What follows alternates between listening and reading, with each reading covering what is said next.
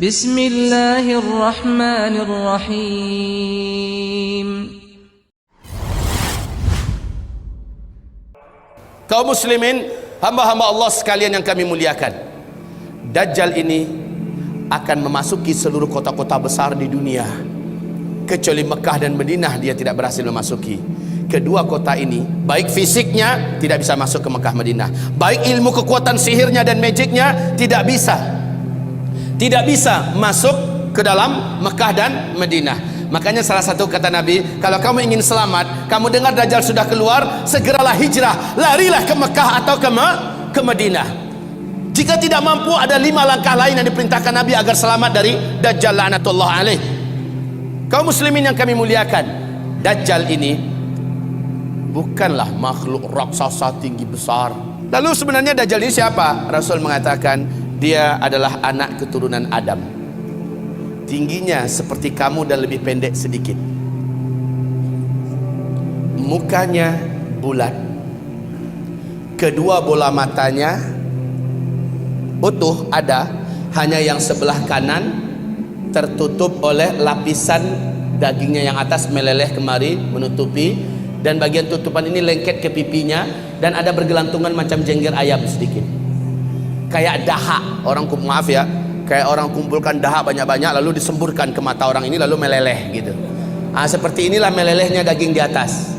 Ini akibat dukhan lah, akibat dukhan. Seluruh orang-orang kafir menjadi zombie-zombie berjalan, jelek-jelek semuanya. Baik kaum muslimin, kemudian kata Rasulullah, kedua bola matanya seperti mau keluar lepas dari tempatnya. Hanya karena ini sudah ketutup, nampak tonjolan itu jelas. Sementara matanya sebelah kiri sudah hampir lepas dari tempatnya. Warnanya hijau kaca. Warna kulitnya putih kemerah-merahan, putih pucat kemerah-merahan. Bibirnya tebal, rambutnya keribu. Rambutnya keribu. Di sela-sela rambutnya yang keribu muncul rambut-rambut lurus seperti ijuk. Lehernya agak sedikit panjang, lebih panjang daripada kita, sedikit lebih panjang.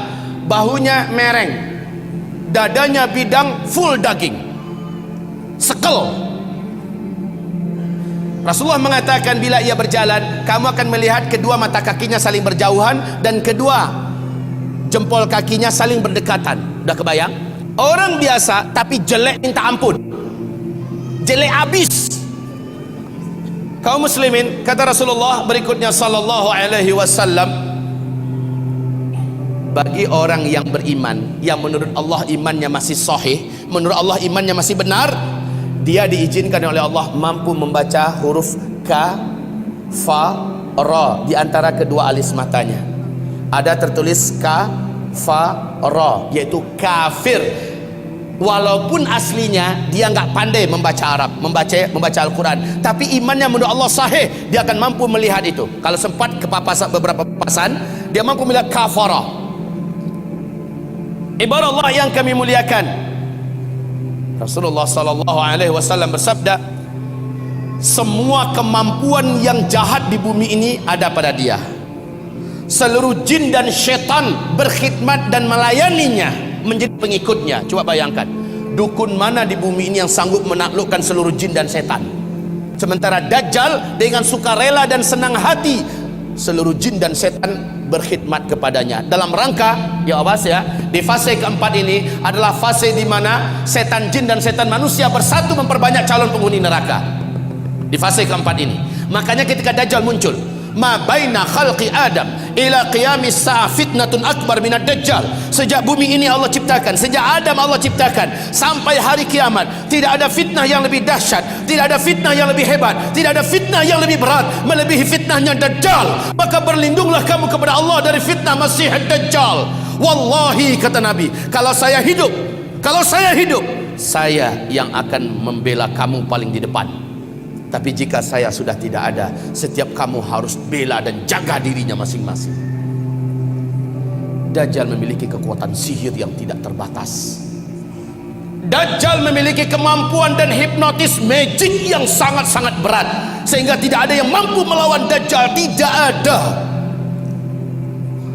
Ibarat Allah yang kami muliakan, Nabi perintahkan ketika kamu dengar Dajjal masuk ke kota-kota kamu, langsung sihirnya menyebar. yang menjadikan seluruh manusia yang juga sudah putus asa dengan beratnya beban hidup dengan sukarela datang untuk menyongsong di mana titik Dajjal berada. Mereka berharap Dajjal bisa membagi-bagikan rezeki.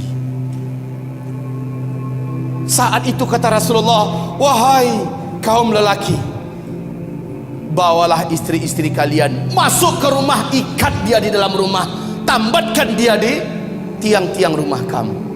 Carilah ibu-ibu kamu, bawa dia ke rumah, ikat kakinya, ikat tangannya, tambatkan dia di tiang-tiang di dalam rumah.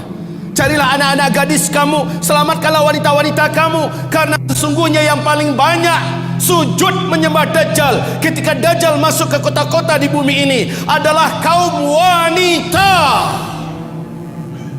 Mereka yang paling banyak menyembah Dajjal. Dan kata Rasulullah, siapa yang sempat menyembah Dajjal, maka sampai dia menghembuskan nafas terakhirnya, dia tidak akan pernah lagi beriman kepada Allah, dan dia akan kekal di neraka selama-lamanya. Maka ibu-ibu, pantas kalau Nabi memperingatkan umatnya berulang-ulang, berlindunglah dari Dajjal, berlindunglah dari Dajjal, berlindunglah dari Dajjal. Seluruh dukun satu bumi, seluruh ahli-ahli sihir satu bumi akan sujud menyembah Dajjal. Dengan sihirnya, Dajjal menunjuk ke arah langit. Maka dalam pandangan mata manusia, awan berkumpul berarak dari mana-mana, padahal sudah sekian tahun awan tidak ada di langit. Lalu menurunkan air hujan, padahal hanya Tuhan yang mampu melakukan itu. Dengan telunjuknya, Dajjal menunjuk ke arah tanah yang gersang dan tandus. Maka tanah itu seperti memperlihatkan rumput-rumput hijau pun muncul, air sungai mengalir. Dengan sihirnya Dajjal, dia menunjuk ke arah kuburan yang ada. Maka seluruh yang pernah mati dan ada di kuburan itu bangkit, hidup dalam keadaan utuh, manusia yang utuh seperti masih hidup dulu. Dan langsung berjumpa sang ayah dengan anak, anakku, mak dengan anak, anakku, suami dengan istri, istriku, padahal mereka sudah mati. Ternyata terbongkar rahasianya. Rasul mengatakan itu seluruhnya bukanlah orang yang sudah mati, tapi jin-jin dan setan-setan yang menjelma menjadi orang yang dulu pernah hidup, agar menipu orang-orang yang masih hidup ini. Lalu mereka berkata, inilah Tuhan kita yang telah menghidupkan kami kembali. Akhirnya manusia sujud kepadanya. Sungguh sangat dahsyat, Pak. Orang-orang lemah iman, minim amal soleh, dia akan tertipu. Ingat sekali lagi, siapa yang beriman dengan Dajjal, dia tidak akan pernah beriman kepada Allah sampai dia mati. Dia akan menjadi ahli neraka kekal di dalamnya.